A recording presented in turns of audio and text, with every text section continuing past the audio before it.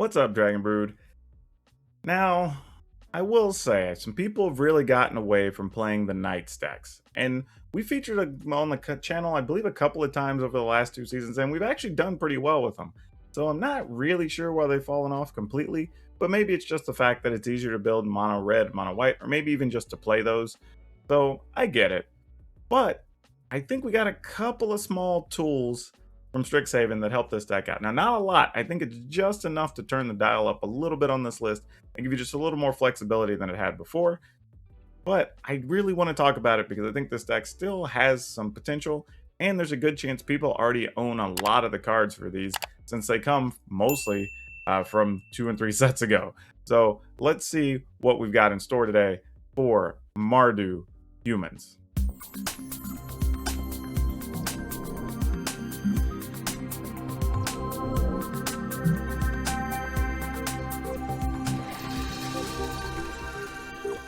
Now, before we get rocking and rolling, let me say I did start out telling you about Knights, and I did roll into Mardu Humans. And there is a difference. The reason is that a large chunk of the stack, I would say the majority of the creatures, except for maybe like 6, are probably going to be Knights. The others are going to be humans at their core, but everything is going to work toward pumping up humans, and that's where you're going to get the advantage from in this list. So, starting at the top, we do have Fervent Champ, which is both a human and a Knight. 1 mana, 1/1, does all the things that we hate as far as first strike, haste, and it can pump other knights, which is awesome because we have a bunch of those in the deck, so it works perfectly.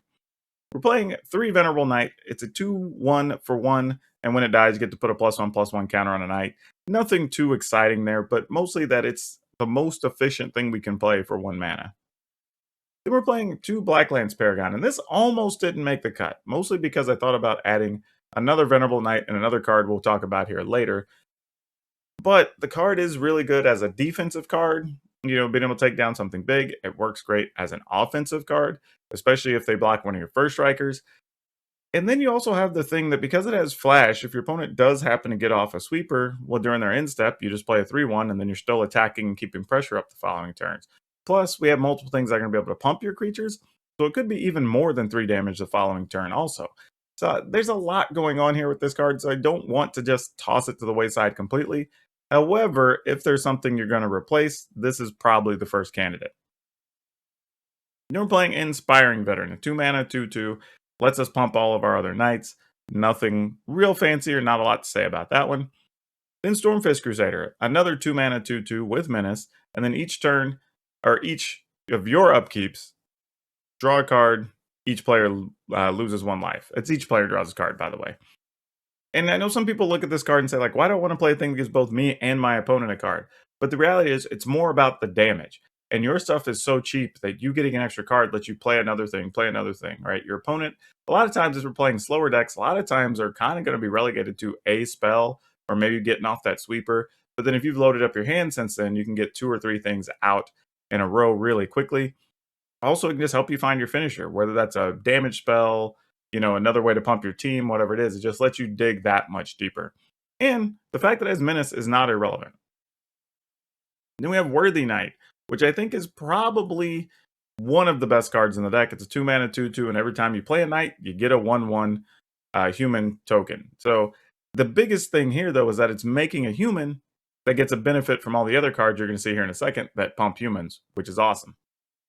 Then we're playing Elite Spellbinder, which, by the way, if you've seen my other deck list, if you haven't, by the way, let's take a segue for a second. If you haven't seen my other deck list, hop over and look at them. I've been putting out deck lists every day. In a couple of days, I think I put out 2. So you can get a ton of stuff to get to work with right out of the gate in Strixhaven. So go give those a look if you haven't. But Elite Spellbinder comes up a lot. I'm beginning to think this is probably the best white card in the set. So if you're curious, this might be it. Just saying. But it's really good. It's a 3 mana, 3/1. It gives the deck another form of evasion with a flyer, which is nice. And again, if you can pump it up, you're going to be looking at a 4 or 5 power flyer. And it can delay those sweepers from hitting you as well. So lots of good stuff from a 3 mana card here, and perfect for this type of list. And then we have General Kudro of Draneth, 3 mana, 3/3. Other humans you control get +1/+1. When a human comes into play, you can remove a card from a graveyard. Or you can pay to sacrifice 2 humans and destroy a target creature power 4 or greater, which does work very well with Worthy Knight. Sometimes you just get rid of the tokens, take out the big threats, and then keep fighting. But General Kudrow, very good here. And again, since everything is a human, you're getting that extra bonus. Then Dire Tactics is our removal of choice here because, well, every creature we have is a human. So 2 mana, instant, exile target creature. If we happen to not have any creatures on the board, then we will lose life equal to the creature's toughness, but that's not going to happen all that often. Rally the Ranks. This is another one that I'm really excited about to have in the list. I'm playing 4 of these, just 2 mana, enchantment, choose a creature type. All those creatures get +1/+1. So being able to turn all your 1 and 2 mana things you're playing into 2, 3, 4 power things becomes very, very strong and puts a lot of pressure on the opponent. So really love this. And again, combine that with the General Kudrow, with the Inspiring Veteran, then you start looking at a lot of bonuses coming across the board. Then another new card we're going to try out here is 2 Rip Aparts. One of the flaws of this deck is that it didn't have, you kind of had to balance having enough things to coordinate your team versus having enough removal, right? Because you couldn't have everything. You couldn't just pile in Bone Crusher Giants and Scorching Dragonfires, whatever, or you're giving up some of that utility of having things that work off you having more knights. So I do love the flexibility in this card, that it lets you deal 3 to a creature or planeswalker, but also gives you the option of destroying an artifact or enchantment. Now, it is a sorcery, but for 2 mana, I think that's totally okay with the upside that it's offering us. Could consider playing an additional one of these if you wanted to. Then we're playing 2 Embercleaves because it's Embercleave. No good reason other than you can get a bunch of creatures out, and sometimes you can just end the game really fast on turn 4 or 5, if you get this right. So nothing really to talk about there. It's an Embercleave. Now, the lands were kind of all over the place. We're playing full sets of all the pathways. We're playing 2 mountains, 3 plains, 2 survive triomes, 1 swamp, 2 tournament grounds.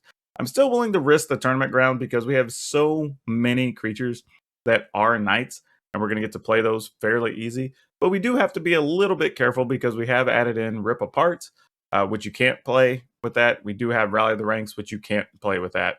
Dire Tactics, same thing. And I will admit, Rally the Ranks isn't so tough, but when you have Rip Apart and Dire Tactics that have 2 colored mana in the thing, you could get stumbled up every once in a while because of tournament grounds.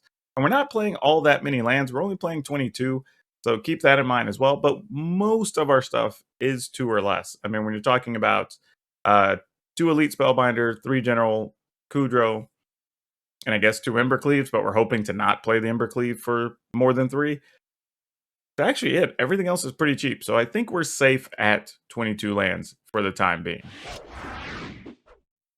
Now, some people will look at this list and say, but it has 30 rares or mythics somewhere. But the truth is, a big chunk of those are lands. When you really look at, tournament grounds, the Survive Triomes, the pathways, all those are lands that people either likely already have or have opened and never really used or whatever. So you probably have some number of those, even if you don't have all of them.